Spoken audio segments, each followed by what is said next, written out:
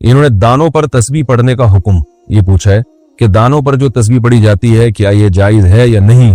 हमने सुना है कि ये बिदअत है। नहीं, बिदअत नहीं है, दानों पर तस्बीह पढ़ना जायज है, क्योंकि तस्बीह काउंट करने का हदीस में हुक्म है। आप सल्लल्लाहु अलैहि वसल्लम ने फरमाया जिसने 33 दफा सुभान अल्लाह का, 33 दफा अल्हम्दुलिल्लाह, 34 दफा अल्लाहु अकबर, ये तस्बीहात फातिमा। इसी तरह आप सल्लल्लाहु अलैहि वसल्लम ने फरमाया जिसने 100 दफा ला इलाहा इल्लल्लाहु वहदहु ला शरीका लहु लहुल मुल्क व लहुल हम्दु व हुवा अला कुल्लि शैइन क़दीर, ये कलमा है। आपने फरमाया जिसने 100 दफा पढ़ा, 100 दफा रात शाम को पढ़ा, तो उससे ज्यादा नेकी कोई कर नहीं सकता। तो इस तरह के जो फजाइल हैं 100 दफा, तो जाहिर है उसको तो काउंट करना पड़ेगा ना।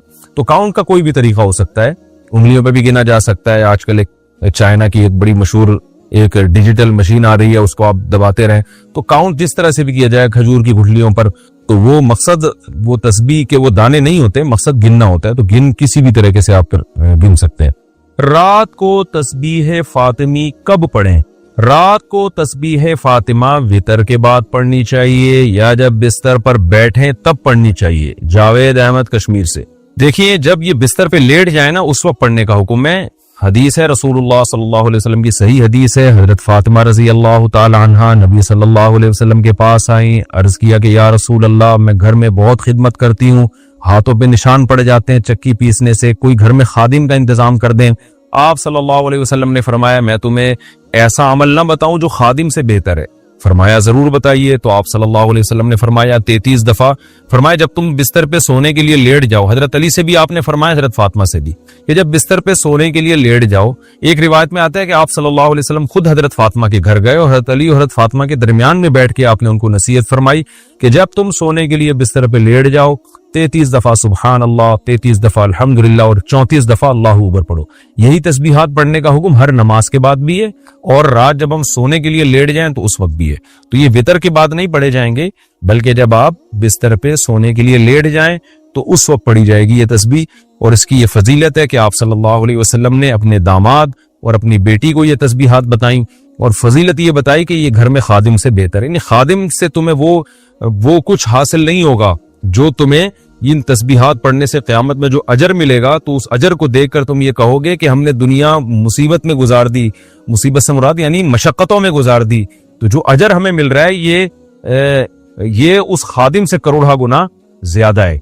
उस खादिम से हमें जो सहूलत मिलती उससे इतना मजा नहीं आएगा जितना उस अजर को देख के क़यामत में मजा आएगा। अल्लाह हम सबको तौफीक अता फरमाए। नमाज के बाद कौन सी तस्बीह पढ़े? नमाज के बाद मैंने इमाम साहब और बहुत से लोगों को कुछ तस्बीह पढ़ते हुए देखा है। क्या नमाज के बाद कोई खास तस्बीह होती है पढ़ने की या फिर कुछ भी पढ़ सकते हैं? अब्दुल्लाह कराची से। कुछ भी पढ़ सकते हैं, लेकिन जो सुन्नत तस्बीह है वो पढ़नी चाहिए। तो फर्ज नमाज के बाद तो आप सिर्फ अल्लाहुम्मा अंतस्सलाम व मिनकस्सलाम तबारक या दल जलाली वल इकराम पढ़ें। उसके बाद सुन्नत मुअक्कदा पढ़ें। उसके बाद फिर आप 33 दफा सुबहान अल्लाह, 33 दफा अल्हम्दुलिल्लाह, 34 दफा अल्लाहू अकबर ये भी पढ़ सकते हैं, या 33 दफा सुबहान अल्लाह, 33 दफा अल्हम्दुलिल्लाह, 33 दफा अल्लाहू अकबर और एक दफा फिर ला इलाहा इल्लल्लाहु वहदहु ला शरीका लहु लहुल मुल्क व लहुल हम्द व हुवा अला कुल्लि शैइन क़दीर ये भी पढ़ सकते हैं। अल्लाहुम्मा ला मानिअ लिमा अअतैत व ला मुअतिय लिमा मनात व ला यनफउ ज़ल जद्दि मिनकल जद्द ये भी, आयतल कुर्सी भी। इसके अलावा भी तस्बीहात हैं, बहुत सी मसाजिद में आजकल वो लटकी भी होती हैं। सऊदी अरब में तो खास वहाँ मस्जिदों में इसका एहतमाम है कि सुन्नत तस्बीहात मैंने तो हर मस्जिद में देखी है, तो बड़ा अच्छा अमल है ये। तो मस्जिद वालों को चाहिए कि वो तस्बीहात जो मामूलात और वज़ाइफ नबी सल्लल्लाहु अलैहि वसल्लम फराइज के बाद पढ़ा करते थे वो लिख के लगा देने चाहिए ताकि लोग उनसे याद कर लें, वरना ये तस्बीहात तो नबी का मामूल था, ये पढ़ा करें। कई दफा हरकत से नमाज टूट जाएगी। नमाज में कितनी दफा बिला उज़र हरकत करने से नमाज टूट जाती है? जैसे बालों को हाथ लगाना, कपड़ों को सीधा करना या खारिश करना वगैरह वगैरह। आमिर मोहम्मद यूसुफ पंजगोर बलूचिस्तान से। देखें, हरकत नमाज के मुनाफी है और कोई भी काम नमाज में ऐसा किया जाए जो नमाज के मुनाफी हो तो नमाज उससे टूट जाती है। जैसे नमाज में बातचीत करना, नमाज में खाना पीना, नमाज में चलना फिरना, तो उससे नमाज टूट जाएगी। तो इस पर तो पूरी उम्मत का इजमा है, लेकिन यानी इसके लिए तो दलील की हाजत नहीं है, क्योंकि ये इजमाए उम्मत से साबित है कि नमाज में नमाज के अगेंस्ट कोई काम करने से, नमाज के मुनाफी कोई काम करने से नमाज टूट जाती है। लेकिन अब कितनी हरकत करने से टूटती है इसके बारे में कुरान और सुन्नत खामोश है। तो जहां कुरान और सुन्नत खामोश होता है, जाहिर है इतनी एक दफा क्यों करने से तो नहीं होगा ना कि नमाज फौरन टूट जाए। ये तो एक, इसमें तो इंसान माजूर है, इतने तो मजबूरन हरकत करनी पड़ती है। तो अब इसमें कोई कुरान और सुन्नत में कोई वाज़ेह दलील नहीं है کہ کتنی حرکت کرنے سے نماز ٹوٹے گی. تو جب واضح دلیل نہیں ہوتی تو حضرات فقہائے کرام پھر اجتہاد کرتے ہیں. تو اب بعض فقہا تو اس کے قائل ہیں کہ بغیر ضرورت کے اگر 3 دفعہ حرکت کر لی, بغیر ضرورت کے 3 دفعہ جلدی جلدی حرکت کر لی تو پھر نماز ٹوٹ جائے گی. بعض فقہا اس کے قائل ہیں, اور بعض فقہا اس کے قائل ہیں کہ اتنی حرکت کی کہ اگر کوئی دیکھنے والا آئے اور اس وقت اس کو دیکھتا تو اس کی حرکت کو دیکھ کے یہ لگتا کہ گویا یہ نماز پڑھ ہی نہیں رہا ہے, یہ ویسے ہی کھڑا ہوا ہے. تو اتنی زیادہ جب حرکت ہوگی تو نماز ٹوٹ جائے گی. تو اس میں جو نماز پڑھ رہا ہے اس کی رائے کا اعتبار ہوگا کہ اگر کوئی مجھے آ کے اس وقت دیکھتا میں اتنی حرکت کر رہا ہوں تو وہ یہ سمجھتا کہ یہ نماز پڑھ رہا ہے یا نہیں پڑھ رہا. اگر وہ یہ سمجھتا کہ شاید یہ نماز ہی نہیں پڑھ رہا جو اتنا ہل رہا ہے تو پھر نماز چھوٹ جائے گی. تو یہ دونوں قول ملتے ہیں.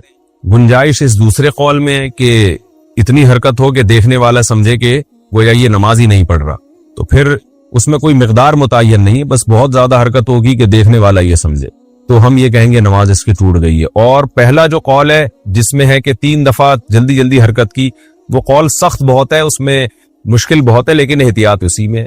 تو بہتر یہی ہے کہ حرکت ہی نہ کرے تاکہ اس مسئلے میں پڑھنے کی ضرورت ہی پیش نہ آئے نا. ہمارے حضرت فرمایا کرتے تھے نمازی کو چاہیے پہلے جتنی جہاں کھجانا ہے نا تسلی سے کھجا لے, ہل لے, اتنا ہل کے تھک جائے پھر کھڑا ہو. بہت سے لوگوں کو دیکھا ہے نماز سے پہلے سکون سے بیٹھے ہوتے ہیں, جیسے ہی نیت باندھیں گے ایک دم ہلنا شروع ہو جاتے ہیں, پتہ نہیں ان کو کیا ہو جاتا ہے, ایک دم حرکت کرنا شروع ہو جائے گی. تو تمیز سے نماز پڑھنی چاہیے انسان کو, تو ایسا کام نہیں کرنا چاہیے جو نماز کے منافی. ہاں کوئی بہت ضرورت ہے تو پھر جلدی سے حرکت کر کے وہ ختم کر دے اس کو جو خارش ہو رہی ہے, تاکہ نماز میں اس کا دھیان نہ بٹے. بعض دفعہ خارش ہو رہی ہوتی ہے سر میں یا کہیں چہرے پہ, اس طرح سے اس کو کوئی الجھن ہو رہی ہوتی ہے, اگر وہ نہیں کھجائے گا تو نماز سے دھیان ہٹتا ہے, تو اس میں تو ٹھیک ہے جلدی سے حرکت کر لی. یا کوئی نمازی کے آگے سے گزرنے کی کوشش کر رہا ہے اس کو ہٹا لینا چاہیے. تو اس طرح کی حرکت جہاں ضروری ہو وہاں تو بالکل جائز ہے, لیکن جہاں ضروری نہیں ہے تو 1 دفعہ بھی حرکت نہ کرے. اور اگر 3 دفعہ حرکت کر لی ہے تو احتیاط اسی میں ہے کہ نماز لوٹا لے, لیکن نہیں لوٹاتا تو بھی امید ہے کہ نماز انشاءاللہ ہو جائے گی, کیونکہ دوسرا قول بھی بہرحال موجود ہے. لیکن گناہ بہرحال ہوگا, یہ خوب ذہن میں رکھیں کہ بار بار بلا وجہ حرکت کرنے سے نماز کا خشوع و خضوع بھی خراب ہوتا ہے اور گناہ بھی ملتا ہے. یہ اللہ کا حلم ہے کہ اللہ سمجھاتا بہت ہے, لیکن سزا کے لیے اس نے ٹائم آخرت ہی کا رکھا ہوا ہے. فرمایا ما یاتیہم من ذکر من ربہم, جب بھی ان کے پاس ان کے رب کی طرف سے کوئی نصیحت آتی ہے, استمعوہ, یہ اسے سنتے بھی ہیں, وہم یلعبون, لیکن اس پر دھیان نہیں دیتے.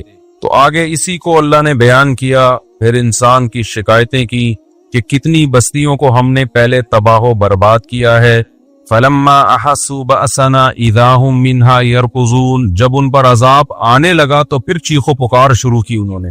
ابھی کسی نے بتایا کہ یہ جو ترکی میں زلزلہ آیا نا, جس علاقے میں آیا وہاں ملحد بھی بہت رہتے تھے جو خدا کو نہیں مانتے تھے. ترکی میں تو ایک لبرل سیکولر حکومتیں رہی ہیں, وہاں کے بہت سے مسلمان بھی مرتد ہو چکے تھے. تو کہتے ہیں جیسی زمین ہلی ہے نا, ایک ملحد جو اللہ کو نہیں مانتا تھا زور زور سے کلمہ پڑھنے لگا, لا الہ الا اللہ, لا الہ الا اللہ. تو بعض دفعہ انسان پر جب عذاب آتا ہے نا تو اس کو اللہ یاد آ جاتا ہے. لیکن نبی صلی اللہ علیہ وسلم نے فرمایا تم اس حالت میں اللہ کو یاد رکھو جب تم خوشی کی حالت میں ہو, جس میں اللہ انسان کو یاد نہیں آتا. یعرفک فی الشدہ, تو مصیبت میں پھر اللہ تمہیں یاد رکھے گا. جب پیٹ بھرا ہوا ہو, سکون اطمینان کی زندگی ہو, اس وقت عبادت کرنا بڑا مشکل کام ہے. نیند جس کو اچھی آتی ہو اس کے لیے نیند چھوڑ کے تہجد میں اٹھنا مشکل کام ہے.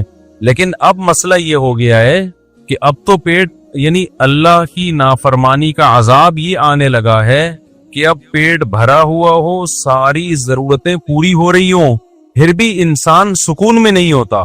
یعنی اب جو لوگوں کی ٹینشنیں ہیں نا, وہ ٹینشنیں ہیں جو اپنے اوپر خود سے مسلط کی ہوئی ہیں لوگوں نے, بے سکونی کا عذاب جسے کہتے ہیں. تو خیر اللہ نے فرمایا لا ترکضوا وارجعوا الى ما اترفتم فیہ ومساکینکم لعلکم تسألون. اللہ فرماتے ہیں اب ایڑیاں مت لگاؤ, اب شور شرابہ مت کرو. قالوا یا ویلنا انا کنا ظالمین, اللہ فرماتے جب عذاب آتا تھا تو وہ کہتے تھے ہماری بدبختی, ہم ہی ظالم تھے. فما زالت تلک دعواہم, اللہ فرماتے ہیں اسی طرح چیخو پکار میں لگے رہتے تھے کہ اللہ معاف کر دے, ہم نے پیغمبروں کی بات کو ٹھکرا کر اپنی جان پہ ظلم کیا، لیکن اللہ فرماتے ہیں حتی جعلناہم حصیدا خامدین، ہم نے ان پستیوں کے نشانات مٹا دیے، ہمیں ترس نہیں آیا ان کے اوپر۔ کیسی اللہ کی عادت ہے، دیکھو آپ سے بڑا جرم ہو جائے، جب تک عذاب دیکھا نہیں ہے نا، ذرا سا گڑ گڑا لو گے، 2 رکعت پڑھ کے ہاتھ اٹھا کے معافی مانگ لو گے، اللہ کیا کرے گا؟ معاف۔ کیوں؟ اللہ کہتے ہیں اس نے عذاب دیکھا نہیں ہے، غیب پر ایمان لایا ہے، اور اللہ فرشتوں سے کہتا ہے کہ دیکھو اس بندے کا مجھ پر ایمان ہے، اسے پتا ہے کہ کوئی ذات ہے جو گناہ پہ اس کو سزا بھی دے سکتی ہے اور اس کے گناہ کو معاف بھی کر سکتی ہے۔ اس جذبے کے تحت یہ مجھ سے مانگ رہا ہے، حالانکہ نہ اس نے مجھے دیکھا نہ اس نے میرے عذاب کو دیکھا، تو تم گواہ رہو، میں نے اس کے جرم کو معاف کر دیا۔ کہتے ہیں نا بنی اسرائیل نے جب توبہ کی ہے نا بچڑے کی عبادت سے، تو اللہ نے کہا ایسے توبہ نہیں قبول کروں گا، جنہوں نے عبادت کی ہے وہ اپنے آپ کو قتل کے لیے پیش کریں، ان کی گردنیں اڑائی جائیں گی۔ جو اپنے آپ کو قتل کروا دے گا اس کا مطلب دل سے توبہ کی ہے اس نے۔ تو اتنا سخت حکم تھا کہ توبہ سزا ملے گی پھر توبہ قبول ہوگی، لیکن اس امت میں کیا ہے بھائی، جس طرح بھی اللہ کے سامنے گڑ گڑا لو اللہ کیا کر دے گا؟ معاف۔ تو علماء نے وجہ بیان کی ہے کہ بنی اسرائیل نالائق لوگ تھے، ان کے ساتھ معاملہ بھی اللہ نے سخت کیا۔ وہ نالائق کیسے تھے؟ ساری نشانیاں اپنی آنکھوں سے دیکھی، فرعون کو غرق ہوتا ہوا دیکھا، سمندر میں راستے بنتے ہوئے دیکھے۔ اب جب موسیٰ علیہ السلام تورات لینے جا رہے ہیں تو کہہ رہے ہیں موسیٰ اس وقت تک یقین نہیں کریں گے جب تک اپنی آنکھوں سے نہ دیکھ لیں ہم اللہ کو۔ تو اللہ نے کہا کہ تمہیں ثبوت چاہیے نا کہ اللہ ہے اور اللہ تورات دے رہا ہے، تو گویا اللہ نے بزبان حال کہا کہ ہمیں بھی تمہاری توبہ کے سچے ہونے کا ثبوت چاہیے کہ تم دل سے کر رہے ہو کہ نہیں کر رہے۔ صحابہ کرام نے ایسا کوئی نبی سے مطالبہ نہیں کیا۔ تو اس امت کے ساتھ اللہ کے خاص معاملات۔ ویسے تو اللہ کا قاعدہ آدم علیہ السلام کے زمانے سے اب تک ہر ایک کے لیے یہی ہے کہ جو بھی گناہ کر کے توبہ کرے گا عذاب سے پہلے اللہ اس کے جرم کو معاف کرے گا۔ توبہ کا مطلب عزم کرے آئندہ نہیں کروں گا میں یہ۔ تو یہاں بھی اللہ نے فرمایا لیکن جب ان قوموں پہ عذاب آیا تو وہ چیخ